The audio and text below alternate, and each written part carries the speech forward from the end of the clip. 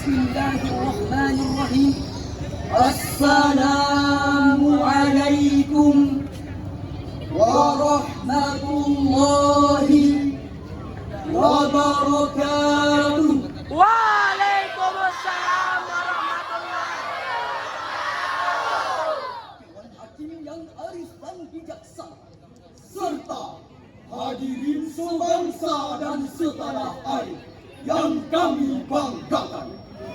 Berdasarkan survei karakter pelajar yang dilakukan oleh Muslim Pendidikan Agama dan Keagamaan pada tahun 2022, ternyata rata-rata intens karakter pelajar pada jenjang pendidikan menengah mengalami penurunan.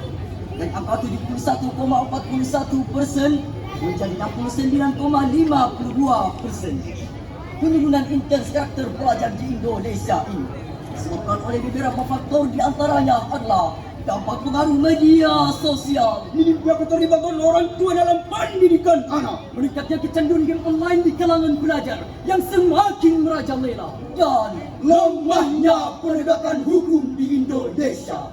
Akibatnya, berdasarkan data dari Badan Pembinaan Hukum Nasional pada tahun 2022 sampai 2023 telah terjadi 2.304 kasus kejahatan pelaku anak dengan rincian 838 kasus pencurian, 941 kasus judi online dan narkoba, 232 kasus penganiayaan, 135 kasus senjata tajam, 173 kasus pencabulan, 48 kasus pembunuhan, 26 kasus pemerkosaan, pornografi, dan penipuan.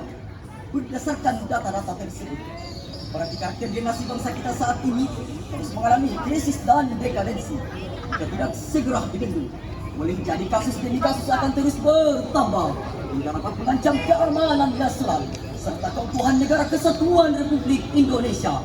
Untuk itulah hadirin, maka terbuka hati kami bertiga untuk menyampaikan syarahan yang berjudul Membentuk Generasi yang Berkarakter dengan landasan firman Allah dalam Al-Quran surah An-Nisa ayat 9 sebagai berikut. A'udzu billahi minasy syaithanir rajim.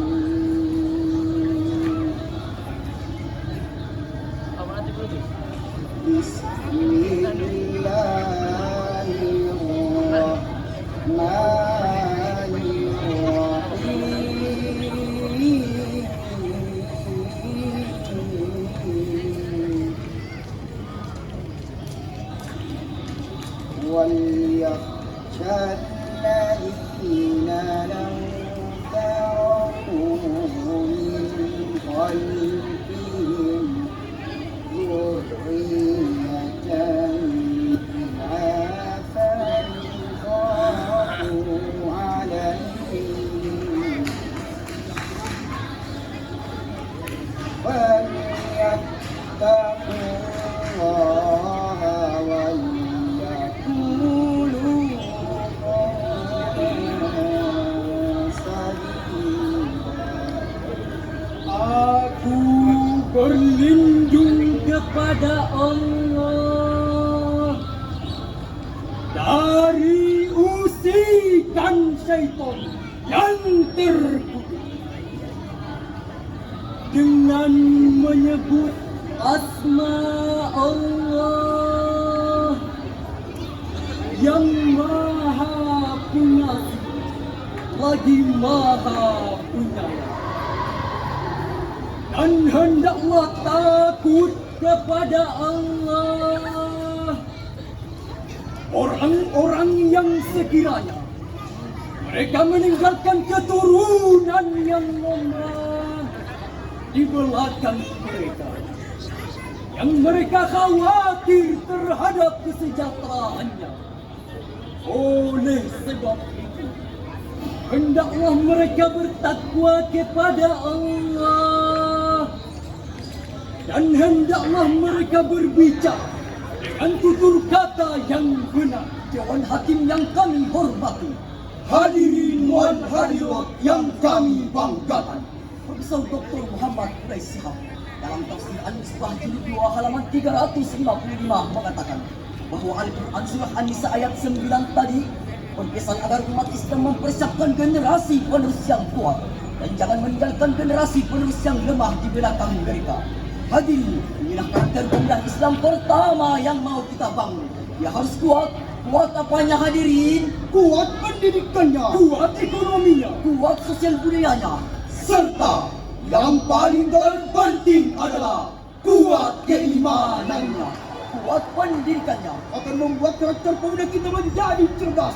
Cerdas dalam memilah dan memilih mana berita yang valid dan bukan hoax. Kuat ekonominya akan membuat karakter pemuda kita menjauhi pencurian karena ekonominya yang sudah mapan. Kuat sosial budayanya akan membuat karakter pemuda kita menghormati keberagaman bangsa dan terhindarlah dari perkelahian. Dan yang paling penting adalah kuat keimanannya. Karena tanpa keimanan, kemajuan hanya akan membuat tirani. Kemaparan hanya akan membentuk Firaun gaya baru. Dan kecerdasan intelektual hanya akan menjauhkan manusia dari penciptanya. Untuk itulah hadirin, dapatlah disimpulkan bahwa untuk membentuk generasi muda yang berkarakter, mereka harus memberi pendidikan yang berkualitas, mulai dari sekolah, keluarga hingga masyarakat, agar mereka dapat tumbuh dan berkembang lebih kuat. Kuat pendidikannya, kuat ekonominya, kuat sosial budayanya, dan yang paling penting adalah kuat keimanannya. Demikianlah syarahan yang dapat kami sampaikan. Nun wal qalami wa ma yasturun. Assalamualaikum